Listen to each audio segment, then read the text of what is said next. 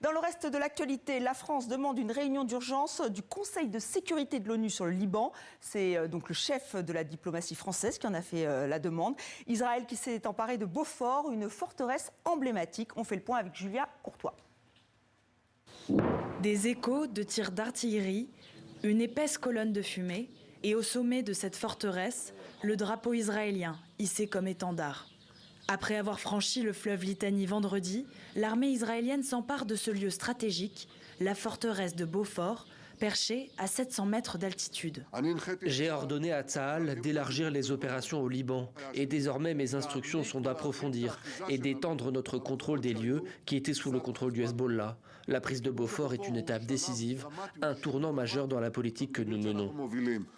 La position stratégique de cette citadelle, depuis laquelle on a vu sur la majeure partie du sud Liban et du nord d'Israël, avait déjà été au cœur du conflit. L'armée israélienne avait utilisé Beaufort comme base pendant son occupation du sud du Liban, qui a duré 2 décennies et s'est terminée en 2000. Les affrontements directs avec le Hezbollah ont redoublé d'intensité dans la nuit de samedi à dimanche.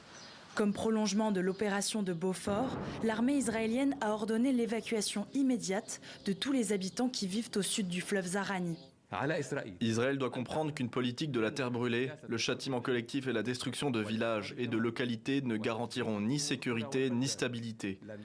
Au contraire, ils ne feront que creuser le fossé avec le peuple libanais.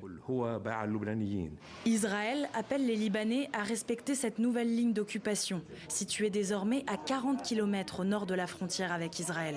Face à cette escalade militaire et à l'avancée terrestre des forces israéliennes, la France demande une réunion d'urgence du Conseil de sécurité de l'ONU.